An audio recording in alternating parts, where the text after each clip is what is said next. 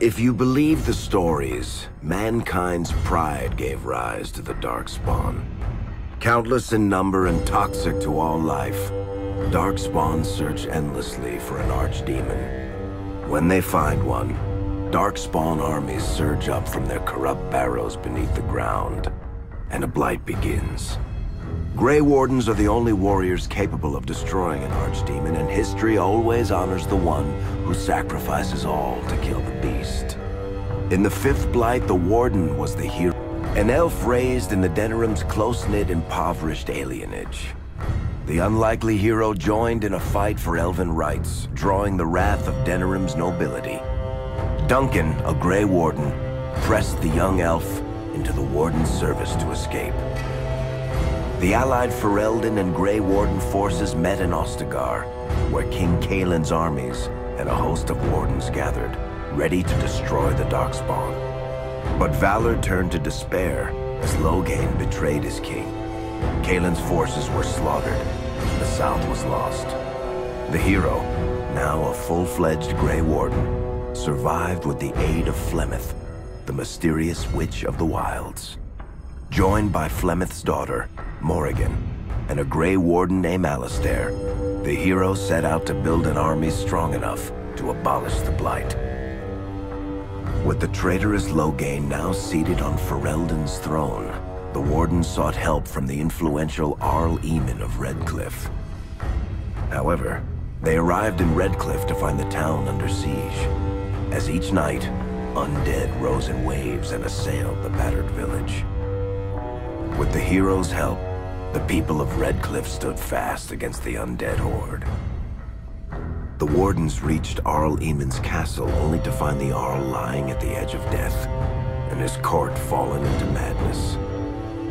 To save his father's life, Eamon's young son, Connor, had made a deal with a demon, and quickly fallen victim to its possession. The hero intervened, freeing Connor from possession, and breaking the demon's hold over Redcliffe. But deals with demons are never straightforward.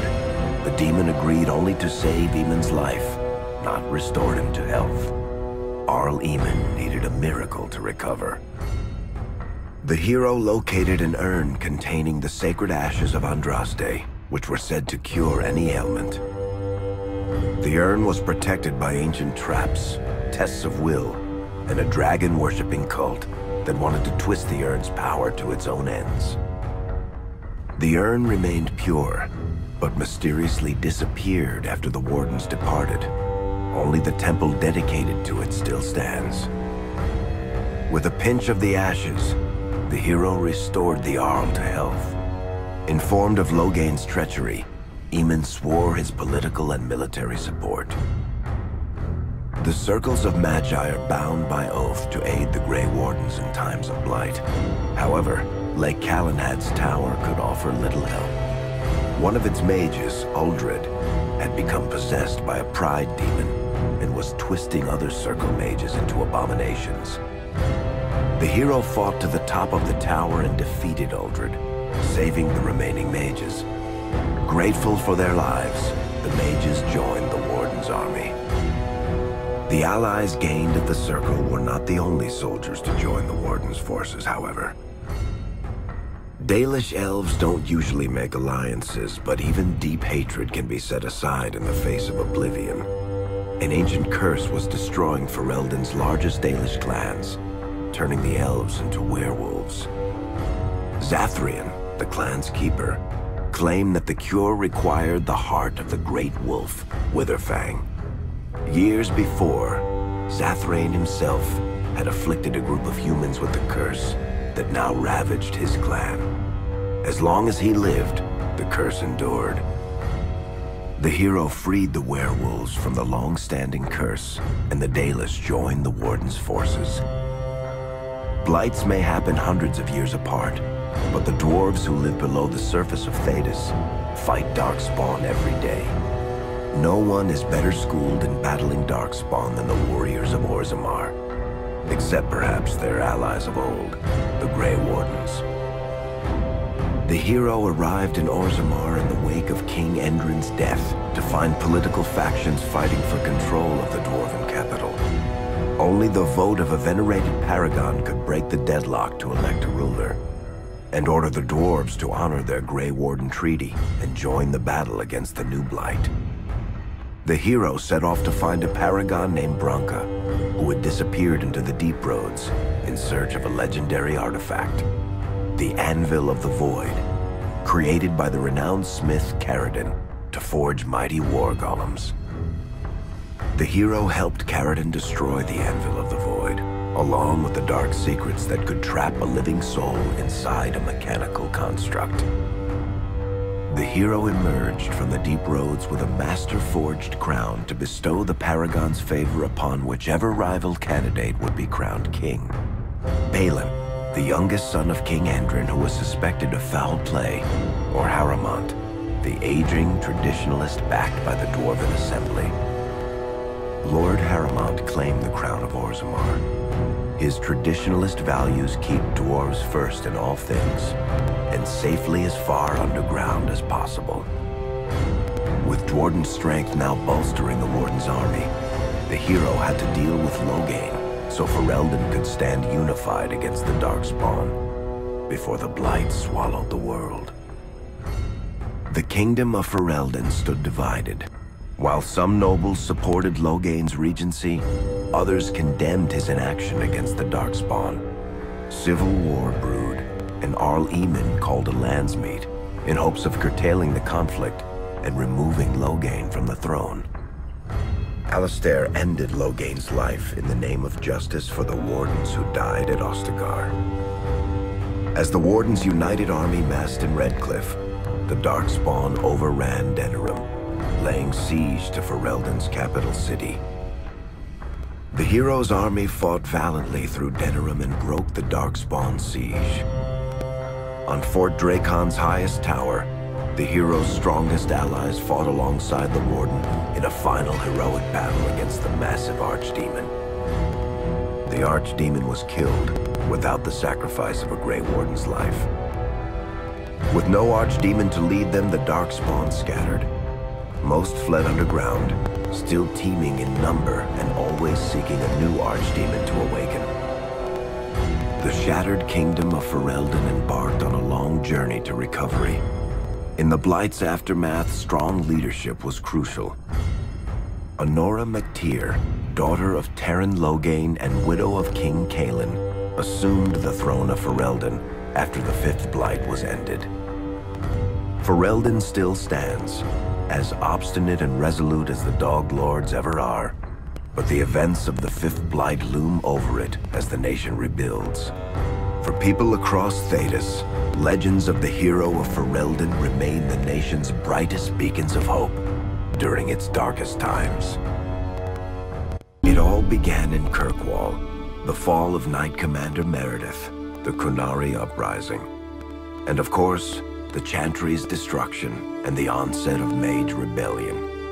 One person always stood amidst the swirling chaos: Hawke, the champion of Kirkwall. The Hawke family fled Lothering, refugees from the Blight. Leandra, mother of the champion, and siblings Bethany and Carver hoped to find refuge at her family's estate in Kirkwall, far to the north. As a mage with a family legacy of magic on both sides, Hawke naturally became involved in the events that ultimately led to the Mage Rebellion. The Hawkes escaped the Blight with the help of Aveline Valen, a warrior and family friend. It's said that the family was also aided by Flemeth, the notorious Witch of the Wilds. Hawke's sister Bethany never reached the Free Marches. She was killed by Darkspawn while defending her family. The family's first years in Kirkwall were difficult. Leandra's brother Gamlin had lost the family fortune. The Hawkes lived in poverty, forced to indenture themselves in return for entrance to the city. To pay off the debt, Hawke was forced to work for a band of mercenaries. All the while, Hawke and Carver did their best to hide Hawke's magic from the Templars. Opportunity eventually struck in the form of a dwarf named Bartrand Tethras, who was planning an expedition to the Deep Roads. It was a long shot, but with gold gained from the expedition, Hawke could free the family from its criminal creditors and further Templar scrutiny. Hawke met a rogue Grey Warden named Anders, who possessed detailed maps of the deep roads. These maps were crucial to the expedition's success. Once Hawke obtained them, everything else fell quickly into place. Carver joined Hawke on the expedition. The siblings found ancient dwarven treasure and a statuette formed from a strange red lyrium. Carver fell victim to the blight that suffuses the deep roads, but Anders led him to a group of Grey Wardens who were able to save his life.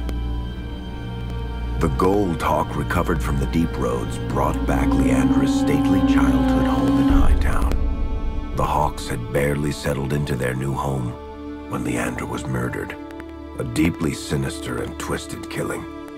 Hawke hunted down Quentin, the blood mage responsible, but could not prevent Leandra's death. Leandra's tragic death was part of a critical problem facing Kirkwall. Rising tension between the city's mages, who felt increasingly oppressed, and Templars, who grew increasingly suspicious of their activities. Adding to the strain, a large contingent of Qunari had also established themselves in Kirkwall, much to the growing discomfort of the city's rulers. After their dreadnought was shipwrecked many years before, a group of stranded Qunari were allowed to remain in a cordoned-off area in Lowtown. As time passed, the Qunari made no effort to return home and offered no explanation about why they remained. Tensions rose to a breaking point. Revered Mother Patrice, convinced the Qunari were a threat to the Chantry's faith, incited violence between the Qunari and the Kirkwall populace. Hawke knew that Patrice would bring about unnecessary conflict. Though the champion tried to stop her, Patrice orchestrated the murder of Seamus Dumar, a Viscount's son and a recent convert to the Qun. When her crime was discovered, a Qunari assassin killed her.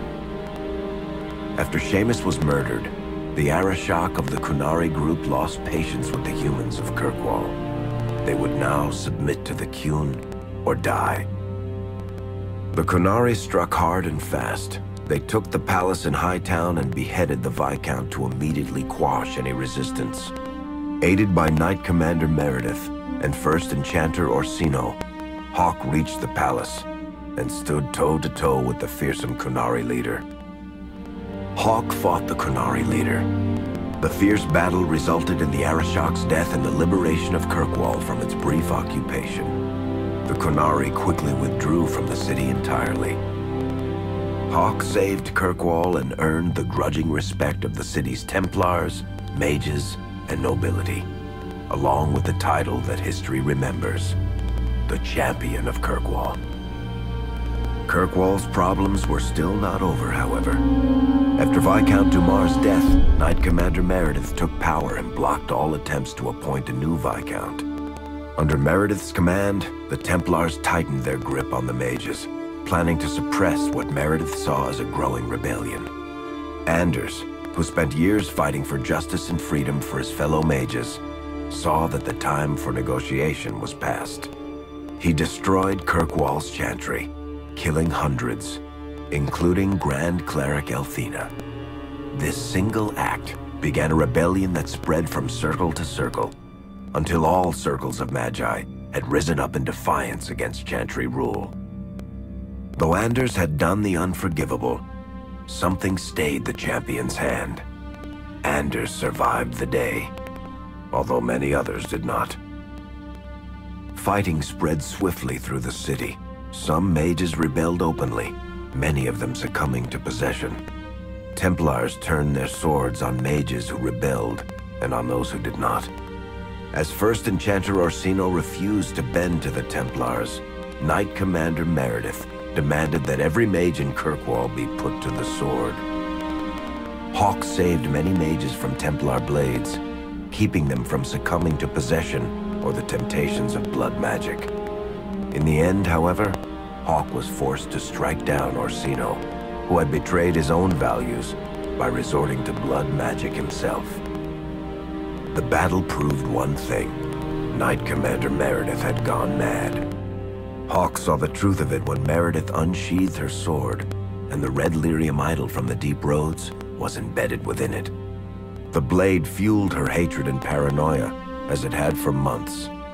After a horrific battle, the red lyrium of the Knight Commander's sword consumed her as she died. Meredith became a statue, her face a frozen mask of horror. Little is known of the champion since that final battle. However, Hawke's story lives on in legend and song. Memories of the indelible changes the champion of Kirkwall brought to the face of Thedas.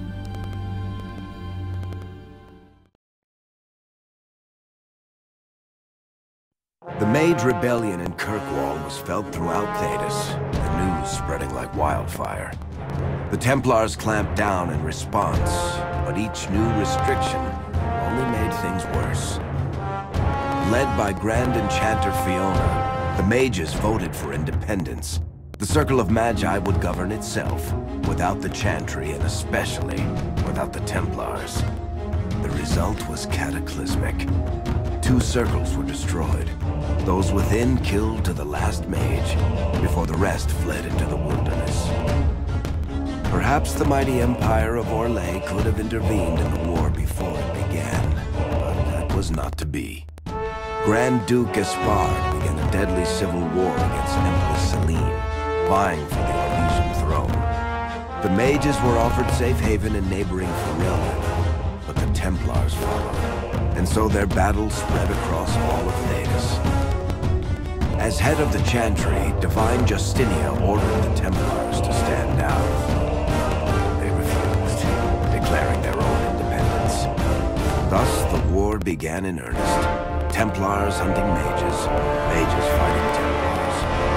Their clashes wreaked untold destruction. All sense of order was falling to pieces. Divine Justinia made one final desperate bid to end the war.